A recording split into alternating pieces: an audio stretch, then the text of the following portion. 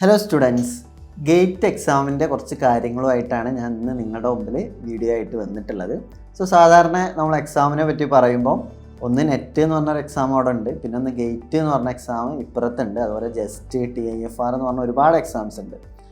Gate exam എഴുതിയോണ്ട് എന്താണ് കാര്യം, അതുപോലെ ഗേറ്റ് എക്സാം കൊണ്ട് എനിക്ക് എവിടെയൊക്കെയാണ് അഡ്മിഷൻ കിട്ടുക, എനിക്കൊരു ജോബ് ഓപ്പർച്യൂണിറ്റി അതിലുണ്ടോ എന്നൊക്കെയുള്ള കാര്യങ്ങളാണ് നമ്മൾ ഇന്നത്തെ വീഡിയോയിൽ ഡിസ്കസ് ചെയ്യാൻ പോകുന്നത്. ആദ്യമേ ഞാൻ പറയാം, ഗേറ്റ് എക്സാം എന്ന് പറഞ്ഞാൽ പൊതുവേ അത്ര ടഫ് എക്സാം ഒന്നുമല്ല. ഒരു നെറ്റിൻ്റെ പെർസ്പെക്റ്റീവ് നോക്കുകയാണെന്നുണ്ടെങ്കിൽ നെറ്റിനേക്കാൾ വളരെ സിമ്പിളായിട്ടുള്ളൊരു എക്സാമാണ് ഗേറ്റ് എക്സാം എന്ന് പറഞ്ഞാൽ. സാധാരണ ഗേറ്റ് എക്സാം കണ്ടക്ട് ചെയ്യാറുള്ളത് ഒരുപാട് എഞ്ചിനീയറിംഗ് സ്ട്രീമുകൾക്കും അതുപോലെ തന്നെ കുറച്ച് ബേസിക് സയൻസ് സ്ട്രീമുകൾക്കാണ് ഗേറ്റ് എക്സാം കണ്ടക്ട് ചെയ്ത് വരാറുള്ളത്. അപ്പോൾ മെയിൻലി ഗേറ്റ് ഫിസിക്സ് ആണെന്നുണ്ടെങ്കിൽ ഗേറ്റ് ഫിസിക്സ് അപ്ലൈ ചെയ്ത് നിങ്ങളതിൽ ക്വാളിഫൈഡ് ആയി കഴിഞ്ഞാൽ, നിങ്ങൾക്കൊരു ബെറ്റർ റാങ്ക് കിട്ടിക്കഴിഞ്ഞാൽ നിങ്ങൾക്ക് എവിടെയൊക്കെയാണ് അഡ്മിഷൻ കിട്ടുക, എന്തൊക്കെ ഓപ്പർച്യൂണിറ്റീസ് ആണ് നിങ്ങൾക്ക് ഉണ്ടാവുക എന്നുള്ള കാര്യങ്ങളാണ് ഞാൻ ഈ വീഡിയോയിൽ മെൻഷൻ ചെയ്യാൻ പോകുന്നത്.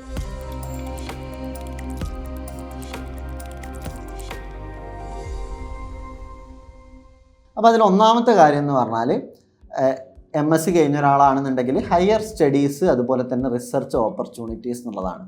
ഹയർ സ്റ്റഡീസ് എന്ന് പറഞ്ഞാൽ സാധാരണ നമ്മളെ MTech പ്രോഗ്രാമുകളോ സാധാരണ IIT-കളിൽ നിന്നോ NIT-കളിൽ നിന്നോ ഒക്കെ കിട്ടണമെന്നുണ്ടെങ്കിൽ MSc കഴിഞ്ഞ ഒരാൾക്ക് MTech ചെയ്യാവുന്നതാണ്. MTech ഇൻ സ്പെസിഫിക് ഫീൽഡുകൾ ഉണ്ടാവും. ഇപ്പോൾ സോളിഡ് സ്റ്റേറ്റ് ആവാം, അല്ലെങ്കിൽ ചെറിയ മെറ്റീരിയൽ സയൻസ്, അങ്ങനത്തെ ഒരുപാട് ചെറിയ ഫീൽഡുകൾ ഉണ്ടാവാം. ആ ഫീൽഡിൽ MTech ചെയ്യണമെന്നുണ്ടെങ്കിൽ നമ്മൾ ഗേറ്റ് സെക്യൂർഡ് ആണോ എന്നുള്ളത് അവർ ചോദിക്കുന്നുണ്ടാവും.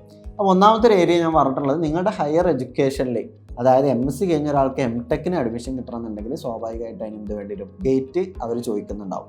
ഈ NIT IIT-കളിലാണെന്നുണ്ടെങ്കിൽ. ഇതുപോലെ വേറൊരു നിങ്ങളുടെ ഹയർ എഡ്യൂക്കേഷനിലെ ഒരാളാണ് റിസർച്ചിലെ ഒരാൾ, അതായത് PhD എന്നുള്ള ഒരാൾ.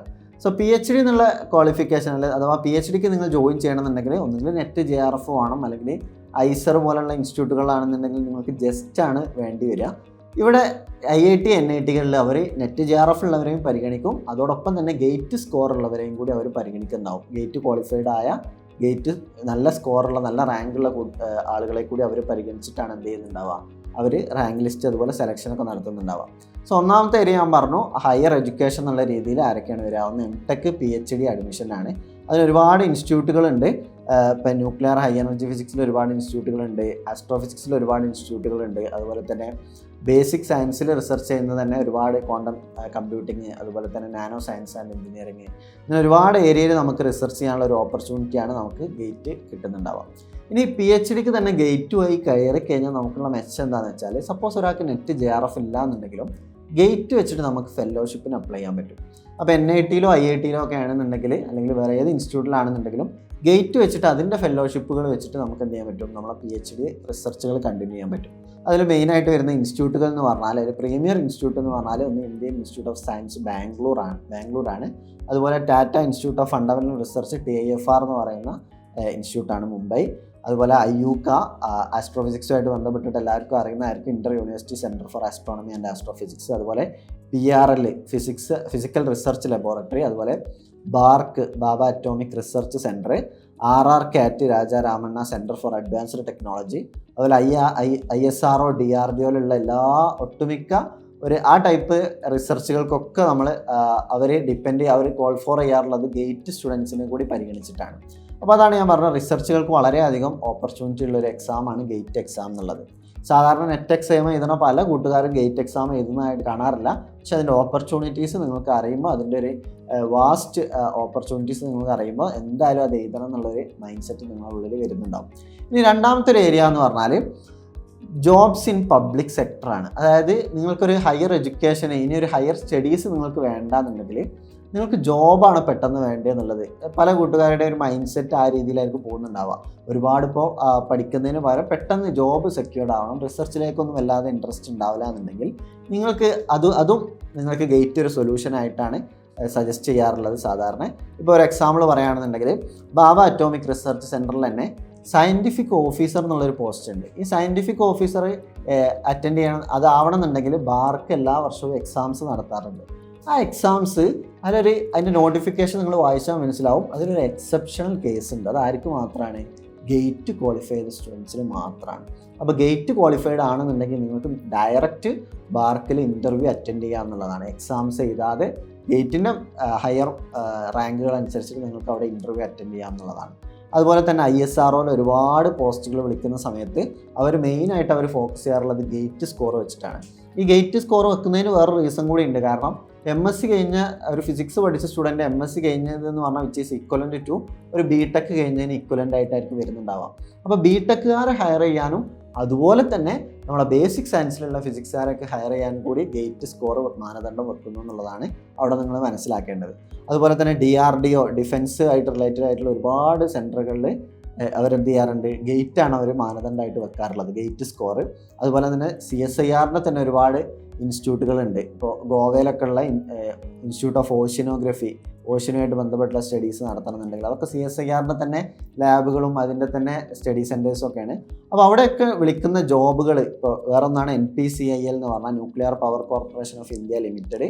അതുപോലെ VECC variable energy cyclotron centre എന്ന് പറയുന്നത്. അതുപോലെ ONGC, ഇതുപോലെ ഒരുപാട് സ്ഥലത്ത് ജോബ് ബേസ്ഡ് ആയിട്ട് വിളിക്കാറുള്ളത് ഗേറ്റ് ബേസിലാണെന്ന് മനസ്സിലാക്കുക. അപ്പോൾ നമ്മൾ ഒന്നാമത് പറഞ്ഞത് ഹയർ സ്റ്റഡീസാണ്, രണ്ടാമത് പറഞ്ഞത് എന്താണ്, ജോബ് ഓപ്പർച്യൂണിറ്റീസ് ആണ്. ഇനി മൂന്നാമതൊരു ഗേറ്റിൻ്റെ ഒരു ഓപ്പണിംഗ് എന്ന് പറയുന്നത് അക്കാദമിക് സൈഡാണ്, അഥവാ ഒന്നും കൂടി സിമ്പിളായി പറയുകയാണെന്നുണ്ടെങ്കിൽ ടീച്ചിങ് ആണ്. പല ആളുകൾക്കും ടീച്ചിങ് ആയിരിക്കും ഇഷ്ടം ഉണ്ടാവുക, പക്ഷേ ചില ആളുകൾക്ക് നെറ്റൊന്നും ക്രാക്ക് ചെയ്യാൻ പറ്റിയിട്ടുണ്ടാവില്ല. അപ്പോൾ ഞാൻ തുടക്കത്തിൽ പറഞ്ഞു നെറ്റിനേക്കാൾ ഒന്നും കൂടി ഈസി ആയിട്ടുള്ള എക്സാമാണ് ഗേറ്റ്. അതുകൊണ്ട് തന്നെ ഗേറ്റ് നിങ്ങൾക്ക് ഒന്നും കൂടി പെട്ടെന്ന് ക്വാളിഫൈ ചെയ്യാൻ പറ്റും. അപ്പോൾ ചില ഇൻസ്റ്റിറ്റ്യൂട്ടുകൾ അസിസ്റ്റൻറ്റ് പ്രൊഫസറൊക്കെ ആയിട്ടുള്ള വാക്കൻസികൾ വിളിക്കുമ്പോൾ അവരെന്ത് പറയും, നെറ്റ് അല്ലെങ്കിൽ ഗേറ്റ് ക്വാളിഫൈഡ് ആയാൽ മതി എന്ന് പറയും. ഓക്കെ, ചില പർട്ടിക്കുലർ ഇൻസ്റ്റിറ്റ്യൂട്ട്സുകൾ അങ്ങനെ പറയാറുണ്ട്. അപ്പോൾ അതിൻ്റേതായിട്ടുള്ള അസിസ്റ്റൻറ്റ് പ്രൊഫസർ അല്ലെങ്കിൽ റിസർച്ച് ഫെലോഷിപ്പ് ഒക്കെ കിട്ടണമെന്നുണ്ടെങ്കിൽ നമുക്ക് എന്ത് ചെയ്യാൻ പറ്റും, ആ രൂപത്തിൽ അപ്പോയിൻറ്റഡ് ആവാൻ പറ്റും എന്നർത്ഥം. അതുപോലെ തന്നെ വേറൊരു സെക്ടർ, നാലാമത്തെ ഒരു സെക്ടറാണ് പ്രൈവറ്റ് സെക്ടർ അല്ലെങ്കിൽ ഇൻഡസ്ട്രി റോൾസ് എന്നുള്ളത്. ഒരുപാട് പ്രൈവറ്റ് കമ്പനികൾ നമ്മുടെ നാട്ടിൽ വർക്ക് ചെയ്യുന്നുണ്ട്.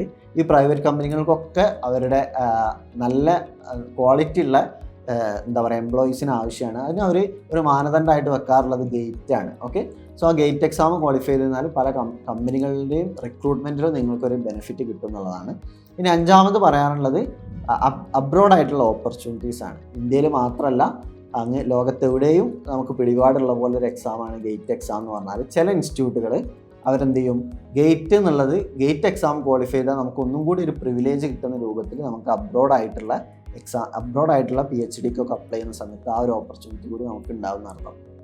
ഓക്കെ, ഇതിനിടയിൽ തന്നെ റിസർച്ചിൽ തന്നെ ഞാൻ പറഞ്ഞ പോലെ ചില ആളുകൾക്ക് PhD ഒന്നും ചെയ്യണമെന്നുണ്ടാവില്ല, ഏതെങ്കിലും ലാബിൽ വർക്ക് ചെയ്താൽ മതി എന്നുണ്ടെങ്കിൽ അവർക്കും ഗേറ്റ് വളരെ ആപ്റ്റായിട്ടുള്ളൊരു ഓപ്പർച്യൂണിറ്റിയാണ്. കാരണം നിങ്ങൾക്ക് ലാബിൽ വർക്ക് ചെയ്യണമെന്നുണ്ടെങ്കിൽ ആ ലാബിൽ നിങ്ങൾ റിസർച്ച് അസിസ്റ്റൻ്റ് ആയിട്ടോ അല്ലെങ്കിൽ ഒരു സയൻറ്റിഫിക് അസിസ്റ്റൻ്റ് ആയിട്ടോ ഒരു ടെമ്പററി ജോബ് ആണെന്നുണ്ടെങ്കിൽ പോലും അതിൻ്റെ ഇൻ്റർവ്യൂവിൽ നിങ്ങൾക്ക് ഏറ്റവും ഒരു മേൽക്കോയ്മ നേടാൻ കഴിയുന്നത് നിങ്ങളുടെ ഗേറ്റ് സ്കോർ വഴിയായിരിക്കും. ഓക്കെ, അപ്പോൾ എല്ലാ വർഷവും ഫെബ്രുവരി മാസത്തിലാണ് ഗേറ്റ് എക്സാം നടക്കാറുള്ളത്. ഗേറ്റിൻ്റെ റാങ്ക് വാലിഡിറ്റി എന്ന് പറഞ്ഞാൽ 3 year ആണെന്നുള്ള കാര്യങ്ങളൊക്കെ അതിൻ്റെ ബേസിക് ആയിട്ടുള്ള ഐഡിയയും കാര്യങ്ങളൊക്കെ നിങ്ങൾക്ക് അറിയുന്നുണ്ടാവും. ഞാൻ അതിൻ്റെ ഒരു ഓപ്പർച്യൂണിറ്റീസ് ആണ് ഈ ഒരു വീഡിയോയിലൂടെ നിങ്ങളിലേക്ക് അതിൻ്റെ ഒരു ഇൻഫർമേഷനാണ് നിങ്ങളിലേക്ക് എത്തിക്കാൻ ശ്രമിച്ചിട്ടുള്ളത്.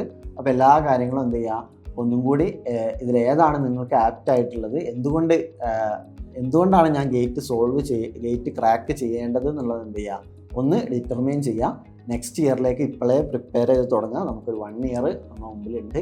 ആ 1 yearൻ്റെ ഉള്ളിൽ മാക്സിമം നിങ്ങൾ എന്ത് ചെയ്യുക, മാക്സിമം ഇൻപുട്ട് കൊടുത്തിട്ട് ഗേറ്റ് ക്രാക്ക് ചെയ്യാൻ നോക്കുക. നിങ്ങൾക്ക് ക്വസ്റ്റ്യൻ പേപ്പർ എടുത്ത് നോക്കിയാൽ നിങ്ങൾക്ക് കാണാൻ പറ്റും വളരെ ഈസി ആയിട്ടുള്ള ക്വസ്റ്റ്യൻസ് ആണ്. നെറ്റിൻ്റെ ലെവലിലുള്ള വലിയ ലെവലിലുള്ള ക്വസ്റ്റ്യൻസ് ഒന്നും ഉണ്ടാവാറില്ല. അപ്പോൾ ഏതായാലും എല്ലാവരും ഗേറ്റിന് വേണ്ടി ഒന്ന് ഗേറ്റ് ഓപ്പൺ ചെയ്യുക, മനസ്സിൻ്റെ ഒരു ഗേറ്റിന് വേണ്ടിയിട്ട് ഓപ്പൺ ചെയ്യാമെന്ന് പറഞ്ഞുകൊണ്ട് ഞാൻ നിർത്തുന്നു. Thank you.